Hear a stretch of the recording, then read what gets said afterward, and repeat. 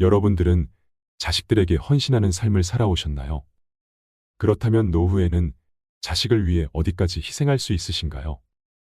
나는 나를 위한 인생을 살겠다 다짐하고 계시는 분도 계실 것이고, 나는 자식을 위해서라면 어느 것도 아깝지 않다고 생각하시는 분도 계십니다.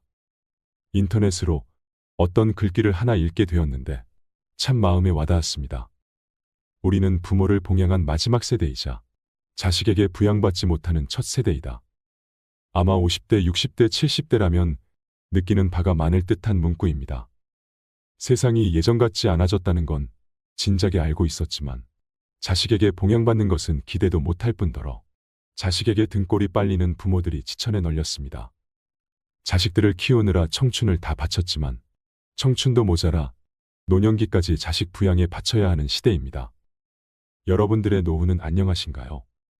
자식이 셋이지만 스스로 요양원에 들어간 80세 할머니의 이야기를 전해드리겠습니다. 둘 다 너무한 거 아니야? 왜 나한테만 효자 노릇하래? 가까이 사는 게 죄야? 그러는 너는 엄마한테 해준 게 뭐야? 나는 나 먹고 살기도 힘들어. 언니나 오빠가 이제 내가 먹고 살만하니까 엄마 좀 돌보라는데 그게 그렇게 어려운 일이야? 그냥 나한테 나가 죽으라 그러지. 지금까지 엄마한테 들어간 돈 대부분 내가 냈어. 그러니까 이제는 알아서들 해. 자식 셋이 다투고 그 앞에는 할머니가 앉아 있었습니다. 잠자코 듣고 있던 할머니가 말했습니다. 됐다, 그렇게 싸울 것 없다. 나는 이제 요양원에 들어가련다.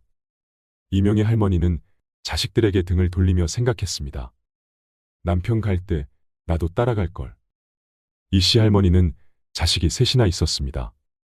모두들 가정을 꾸려 따로 살고 있었고, 첫째 딸은 이씨와 가까운 곳에, 둘째 아들과 셋째 딸은 다른 지역에서 거주하고 있었습니다. 이씨는 아들이 사놓은 땅 위에 단독 주택을 작게 지어 10년째 그곳에서 할아버지와 살고 있었습니다.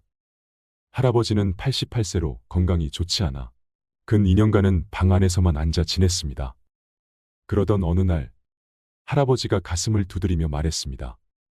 가슴팍이 답답하고 숨이 안 쉬어져 이상한데 저녁 먹은 게 체한 거 아니에요?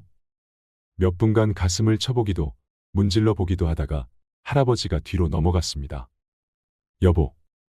이 씨는 가까이 사는 첫째 딸에게 다급히 전화를 걸었습니다. 인수가 이게 무슨 일이냐? 내 아버지가 지금 쓰러지셨다. 곧이어 구급차와 사위의 차가 마당에 도착했습니다. 엄마, 아빠 왜 그래? 나도 모른다. 갑자기 숨쉬는 게 힘들다고 그러시더니 저렇게 쓰러지셨다. 딸도 발만 동동 구르고 있었고 구급대원들은 다급히 할아버지를 들것에 실었습니다. 이제 보호자가 타야 하는데 사위가 나섰습니다. 당신은 집에 가 있어. 내가 어머니랑 같이 갈 테니까. 힘겹게 숨을 쉬고 있는 아버지를 본 딸이 사색이 되어 있었습니다. 전화할 테니까 걱정 말고 가 있어. 별일 없으실 거야. 구급차는 이 씨와 사위를 태우고 출발했습니다. 이 씨는 남편의 손을 꽉 붙잡았습니다. 오늘 저녁까지만 해도 함께 식사하던 남편이 눈을 감은 채로 숨을 몰아 쉬었습니다. 여보, 눈 좀 떠봐요. 남편은 대답이 없었습니다. 강서방, 이를 어째? 정신이 없어 보이는 이 씨를 사위가 다독였고, 괜찮으실 거예요. 장인어른 제 말 들리세요? 사위가 괜찮을 거라고 말했지만 이 씨는 어떤 느낌이 있었습니다. 꼭 붙잡고 있던 남편의 손에서 점점 힘이 빠져나가는 것이 느껴졌습니다. 이 씨가 얼른 그 손을 축혀 올려 쥐었지만 남편에게선 반응이 전혀 없었습니다. 구급차 안이 다급해졌습니다. 구급대원에게 밀려나 이 씨가 손을 놓치자 남편의 손이 맥없이 툭 떨구어졌습니다. 남편의 숨이 멎었고 이 씨는 짧은 작별 인사도 하지 못한 채로 구급차 안에서 남편의 마지막 순간을 지켜보게 되었습니다. 아이고 아빠, 아버지. 서울에 살고 있는 아들과 막내딸도 급히 내려왔습니다. 너무나도 갑작스러운 죽음에 다들 슬퍼했고 88세의 나이에 지병까지 있었기에 언제 어떻게 되어도 이상하지 않은 남편이었습니다. 또한 이 씨도 80세가 넘으며 죽음과 가까워지고 있음을 머리로는 알았지만 평생을 함께한 남편이 하루아침에 사라지니 현실감이 없었습니다. 그래도 90 가까이 살다가 고통 없이 갔으니까 호상이네요. 장례식장을 찾아온 사람들이 하나같이 말했습니다. 어찌 보면 그들의 말이 맞았습니다. 고통에 몸부림치다 병원에서 혹은 요양원에서 죽음을 맞이하는 사람들을 보면 이 씨의 남편은 그야말로 노인들이 부러워할 만한 끝이었습니다. 아내와 평화로운 저녁 식사를 마치고 숨이 넘어가 구급차에서 자신도 모르는 사이에 생을 마감했으니 무척 짧은 시간이었습니다. 그래, 사람들 말이 맞다. 나도 우리 집에서 살다가 그렇게 조용히 내 아빠 따라가련다. 무슨 그런 말을 해. 엄마까지 가면 우린 어떡하라고. 장례도 어떻게 치렀는지 기억나지 않는 정신없는 나날이 지나고 이 씨는 남편 없이 집에 돌아오게 되었습니다. 엄마, 진짜 혼자서 괜찮겠어요? 아, 괜찮대도. 장례가 끝나자 아들, 딸들이 모두 이 씨의 집으로 모였습니다. 아들과 막내딸은 곧 서울로 올라가 봐야 하는데도 발걸음이 떨어지질 않았습니다. 며칠만이라도 누나 집에 가 있어요. 그래, 우리 집에 와서 좀 있어. 내가 거기 가서 뭐 하냐? 그냥 집에 있는 게 좋아. 아들과 첫째 딸의 말에도 이 씨는 고개를 저었습니다. 엄마, 아니면 우리 집으로 가던가. 혼자 이 집에 있으면 좀 그렇잖아. 막내 딸까지 합세하여 어머니를 모셔 가려 했지만 이 씨는 아무 곳으로도 가고 싶지 않았습니다. 신경 쓰지 말아라. 너희 아버지 계실 때도 혼자 있는 것 같았으니까. 그래도 그거랑 같아. 너무 적적하지 않겠어. 그래, 괜찮으니까 너희는 어서 가봐. 그래도 너희가 있어서 다행이다. 고맙다. 이 씨는 홀로 집에 남겨졌습니다.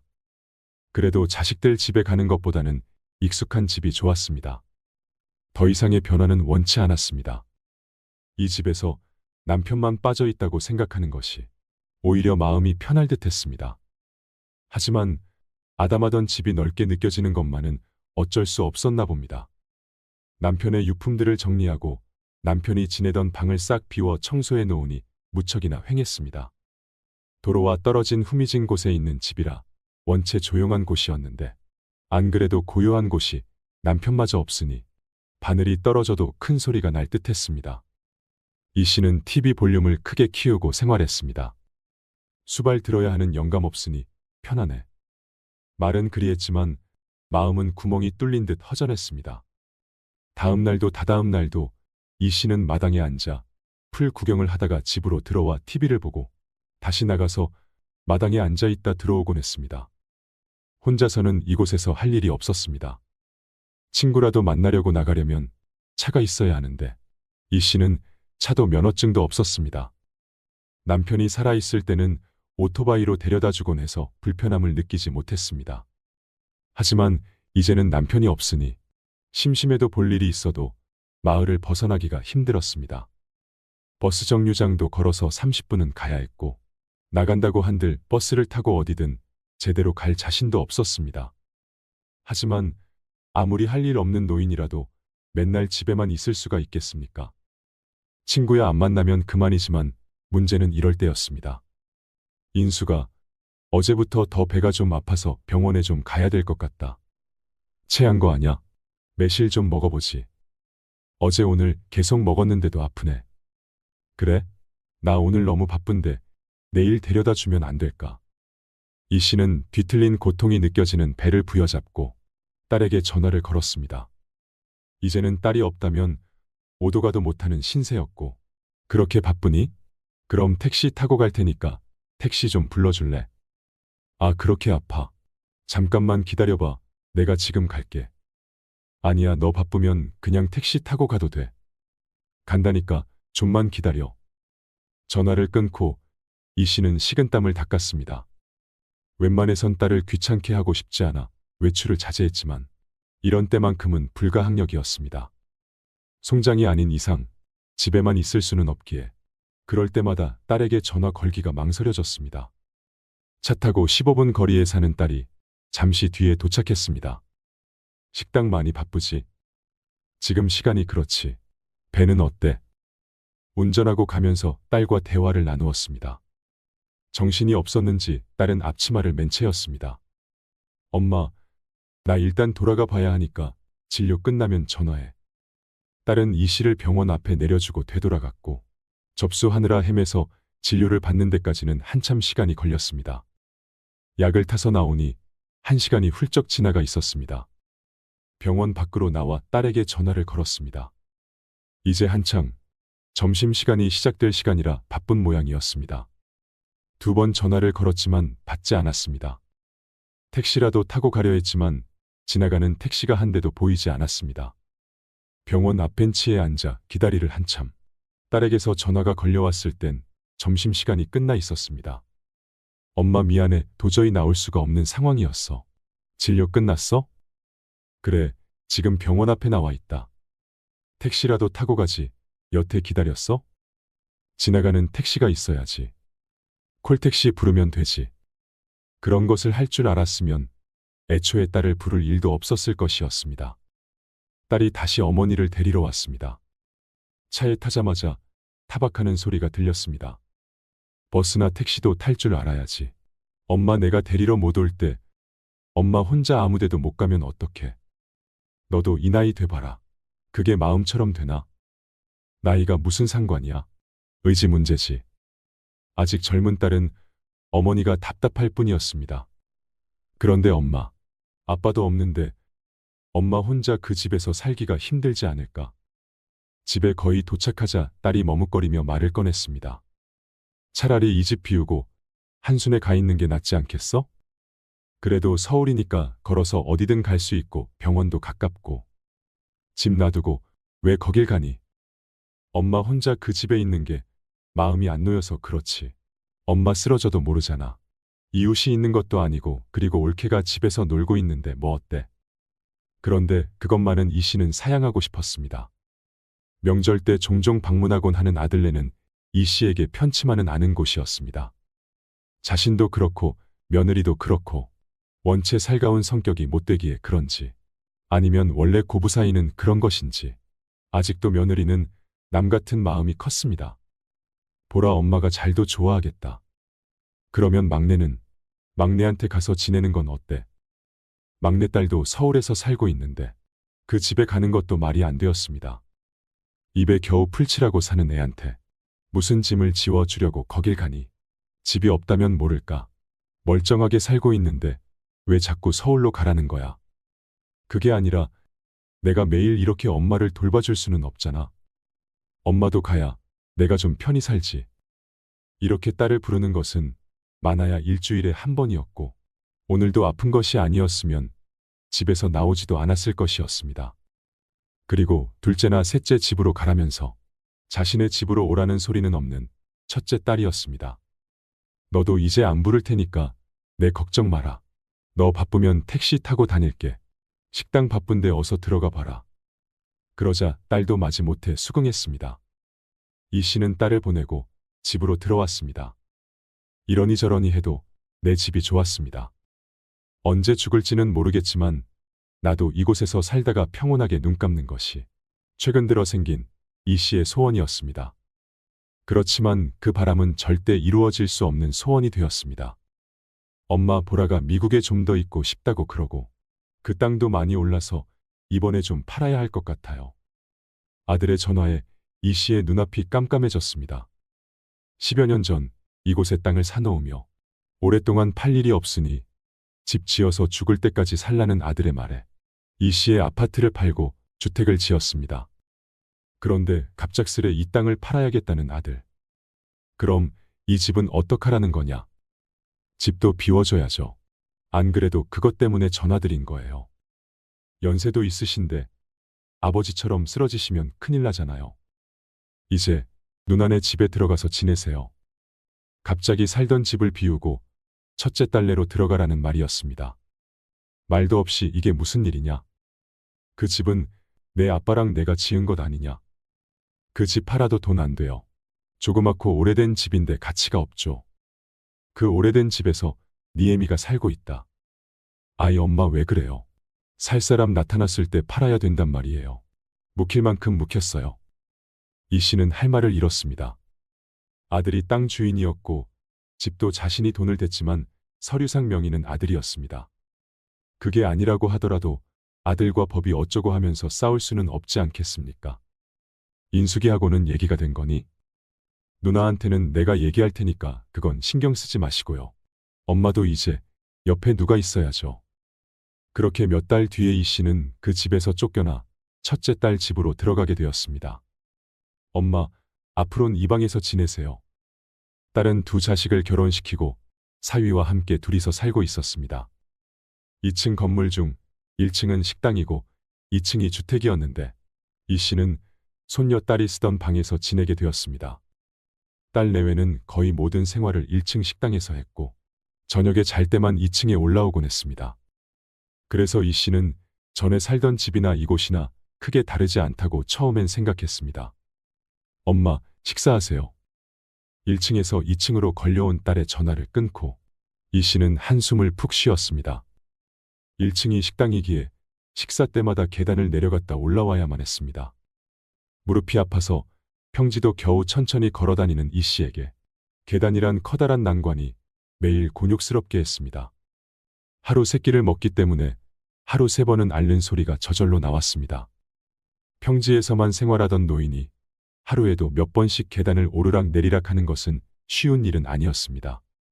하지만 몸이 힘든 것은 마음이 힘든 것에 비해선 아무것도 아니었습니다. 식당이 쉬는 날이면 딸과 사위가 2층에서 쉬어야 하는데 이 씨 때문에 마음 편히 쉬지 못하는 듯 했습니다. 나는 그냥 없다고 생각하고 편히 지내. 밥도 3끼 다 안 먹어도 되니까 너희 먹을 때 숟가락만 올리고.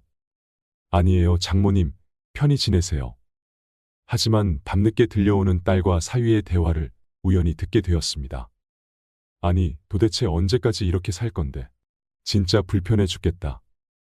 있는지 없는지도 모르게 계시는데 뭐가 불편해. 그건 당신한테나 그렇겠지. 당신은 우리 엄마 모시고 살라고 하면 안 불편하겠어. 시어머니랑 같아. 참나, 뭐가 달라? 나도 장모님은 그 정도로 불편한 게 당연한 거 아니야. 그럼 나보고 어떡하라는 거야? 오갈 데 없는 엄마를 내쫓아. 장모님이 왜 오갈 데가 없어? 자식이 뭐 당신밖에 없어. 그동안 가까이 산다는 이유로 장모님 일 있으면 우리만 나서서 챙겼어. 처남이랑 처제랑 한 게 뭐야? 장인어른 돌아가셨으면 장모님은 나머지 자식들이 챙길 차례 아냐? 나도 당연히 그렇게 생각하지. 한수는 옳기 때문에 안 된다고 그러고 막내도 사정이 안 좋다는데 나도 참을 만큼 참았어. 내일 당장 처남한테 전화해. 장모님은 하나밖에 없는 아들이 모셔야지. 조심성 없게 오가는 대화에 이 씨가 숨죽였습니다. 이 씨가 듣든 말든 상관이 없는 것인지 들으려 노력하지 않아도 대화 소리가 크게 전해졌습니다. 애초에 장모님 살고 계신 그 땅을 홀랑 팔아버리는 아들이 어딨어? 지들이 책임질 것도 아니고 말이야. 이렇게 떠넘기듯이 장모님 보내버리면 끝이야. 그러게 나도 어이가 없어서 참. 아무튼 우리도 할 만큼 했으니까 어머니 모셔가라 그래. 알겠어. 내일 얘기해 볼게. 다음 날 첫째 딸이 아들에게 전화를 걸어 이 씨를 데려가라 했습니다. 그런데도 이 씨는 안 가겠다고 할 수 있는 처지가 아니었습니다. 사위가 저리 불편하다는데 버티고 있을 수가 없었습니다. 그렇게 이 씨의 의견은 단 한 번도 묻지 않은 채 아들 집으로 가는 것이 정해졌습니다. 엄마, 자식들이 여럿이니까 이 집 저 집 돌아가면서 살아보시면 좋지 뭐. 명절엔 내가 갈게. 큰딸이 하는 말에 여러 대꾸하지 않고 그저 그러마했습니다. 이 씨는 짐짝처럼 이 집에서 저 집으로 옮겨졌습니다. 큰 아들은 딸 둘이 있는데 모두 미국에 있었습니다. 그래서 아들 부부만 넓은 집에서 살고 있었습니다. 엄마, 회사 갔다 올게요. 쉬고 계세요. 아들이 이른 아침 출근하면 그 집엔 이 씨와 며느리만이 남게 되었습니다. 어머니, 제가 할게요. 그냥 계세요. 아니다, 넌 쉬고 있어라. 이것만 닦으면 돼. 뭐라도 보탬이 되고 싶어 청소를 하고 있던 이 씨를 며느리가 말렸습니다. 부지런히 움직여도 가만히 있어도 며느리는 이 씨를 불편해했습니다. 그런 며느리의 눈치를 보느라 이 씨 또한 가시방석에 앉아있는 듯했습니다. 혼자 살던 자신도 갑자기 며느리 눈치를 보며 살자니 힘들었지만 며느리도 죽을 맛이었겠죠. 졸지에 시어머니를 모시고 살게 되었으니 불만이 날로 쌓여갔습니다. 이 씨의 아들이 출근하면 대충 때우곤 했던 식사를 시어머니가 있으니 제대로 차려야 했고 소파에 편히 앉아서 TV를 보는 것도 쉽지 않았습니다. 애초에 이렇게 지내는 게 평탄할 것이라고는 생각도 안 했습니다. 딸과 사위도 불편해하는데 며느리라고 시어머니를 편히 모실 수는 없었을 것입니다. 보라 엄마는 어디 갔어? 주말 아침부터 보이지 않는 며느리의 행방을 아들에게 물었습니다. 아, 보라 엄마, 잠시 친정에 좀 다녀온다고 갔어요. 그래, 자고 온대. 며칠 있다가 온대요. 하지만 곧 아들이 통화하는 소리를 들으니 어찌 된 일인지 알 것 같았습니다. 그렇게 가버리면 어떻게 하라는 거야? 엄마가 불편하게 한 적도 없는데 뭐가 불편해? 뭐, 대리효도? 엄마가 환자도 아니고 당신이 무슨 시중을 들었다고 그래? 나야 일을 하니까 어쩔 수 없었던 거지. 그러면 오갈 데 없는 엄마를 어떻게 하라는 거야? 당신이 땅 팔라고 그렇게 들들 볶았었잖아. 막내? 막내 사정 뻔히 아는데 어떻게 모시고 가라 그래? 얼른 돌아와. 내가 엄마 밥은 또 어떻게 차려드리냐?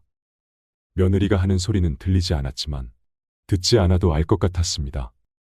자신이 2살짜리 아이도 아닌데 다들 자신을 돌보는 것이 힘들어 누구든 데려가길 원하는 것 같았습니다. 손이라도 보태고 싶어서 집안일도 열심히 해보았지만 뭐라든 자신은 애물단지가 된 듯했습니다. 막내야, 네가 좀 와서 엄마 모시고 가라. 결국 아들이 막내딸에게 전화를 걸었습니다. 내 상황 알면서도 엄마 모셔가란 소리가 나와? 경제적으로 힘든 막내딸은 어이없다는 듯이 대꾸했습니다. 그러면 어떡하냐? 지금 내 새언니도 처가댁으로 가버렸고 엄마랑 나랑 집에 둘이 있다. 새언니도 웃긴다. 엄마 모셔본 적이나 있으면 모르겠는데 얼마나 됐다고 홀랑 도망가 버리냐. 보라 엄마도 오죽했으면 그랬겠냐.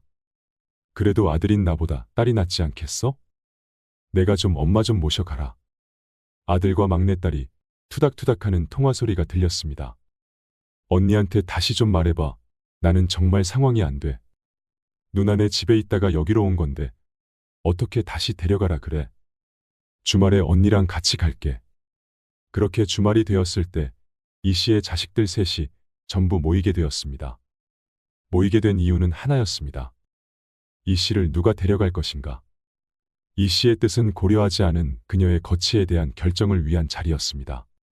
그곳에서 이 씨는 꽂아 놓은 보릿자루처럼 앉아 있었습니다.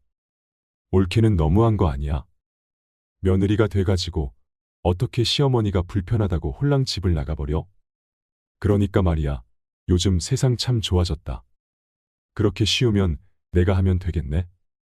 뭐 또 그 소리야? 그러면 오빠가 생활비 다 줄래?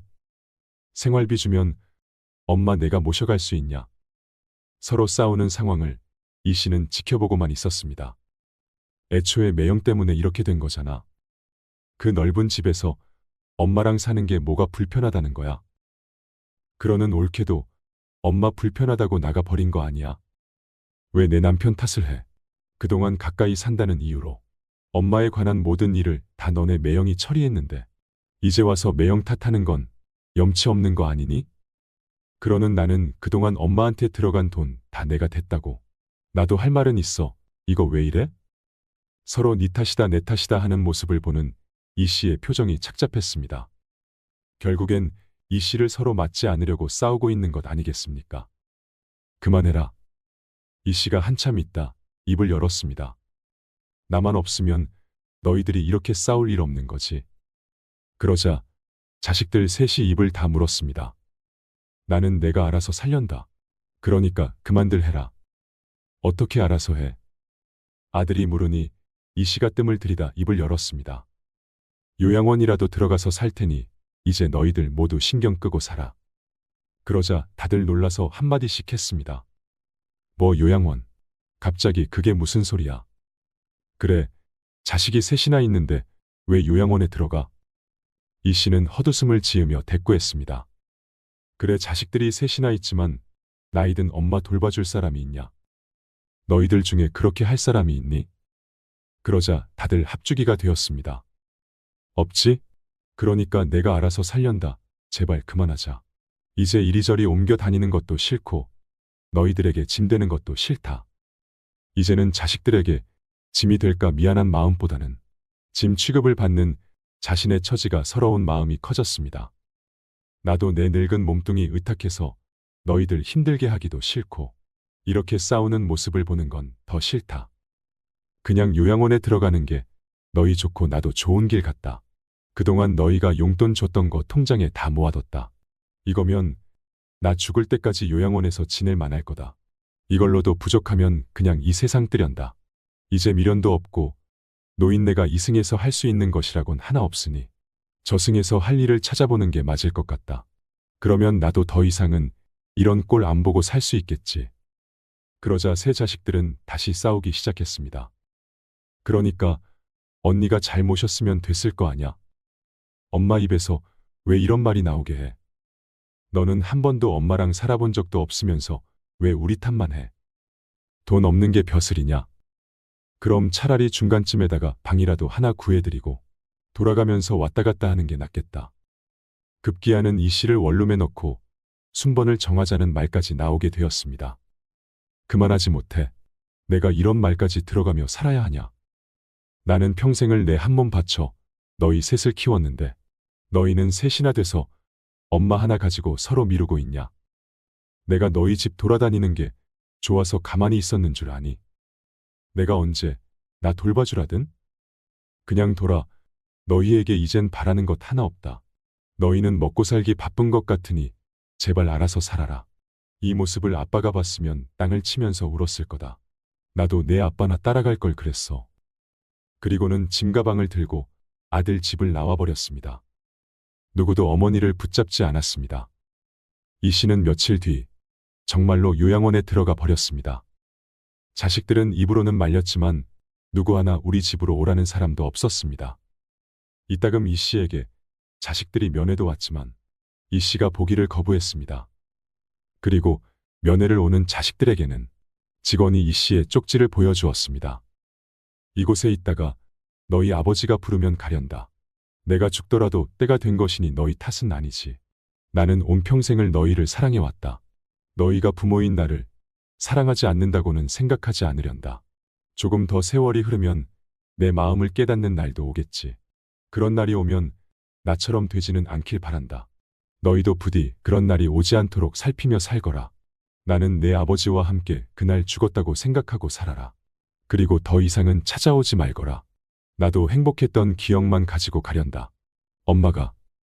그리고 자식들이 후회를 했는지 안 했는지는 알 수 없었지만 끝내 살아계신 어머니의 얼굴은 다신 볼 수 없었습니다. 자식을 한 명이라도 키워보신 분은 다 아실 겁니다. 내 몸 아픈 것보다 내 자식 아픈 게 가슴에 더 사무치도록 힘들다는 것 말입니다. 만에 하나 자식에게 안 좋은 일이라도 생기면 어떤 부모라도 그만큼 애통하고 속상한 것은 없지요. 그렇게 소중한 아이를 애지중지하며 고생 끝에 어엿한 어른으로 키워놨더니 다 큰 자식 녀석은 어느새 자기 사는 일이 바빠 이제는 편하게 연락 한 번 하기도 어려운 세상이 되었습니다. 괜히 연락이라도 한 번 더 하거나 반찬이라도 주려고 찾아가면 자주 연락하는 만큼 또 자주 찾아가는 만큼 자식과의 거리가 왜 자꾸 점점 더 멀어지는 것 같을까요?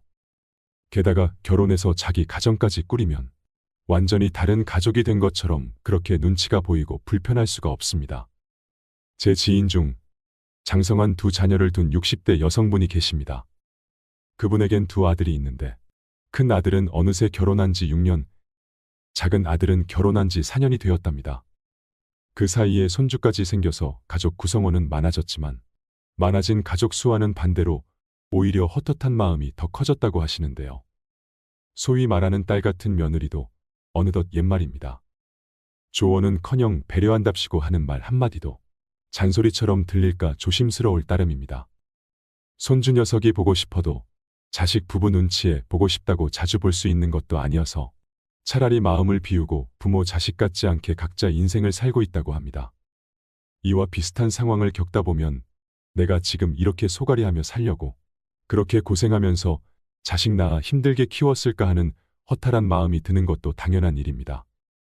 여러분도 밖으로 말은 못하지만 자식과의 관계로 타는 속내를 홀로 삼키면서 누구한테 마음 편히 털어놓지도 못하고 있지는 않으신지요. 나이가 들수록 부모 자식 관계가 힘들어지는 것은 결코 여러분 혼자만 겪는 일이 아닙니다. 자식이 셋이지만 스스로 요양원에 들어간 80세 할머니의 이야기를 들으며 참 안타까운 마음이 들었습니다. 부모와 자식이라는 관계는 하늘이 내려준 인연이라지만 시간이 지날수록 그 관계가 변할 수밖에 없는 것일까요? 누가 알아주지 않아도 묵묵히 그 자리를 지키는 사람. 힘들다 말해봐야 아무도 몰라주는 직업. 그게 부모인 것 같습니다. 여러분의 노후는 안녕하신가요?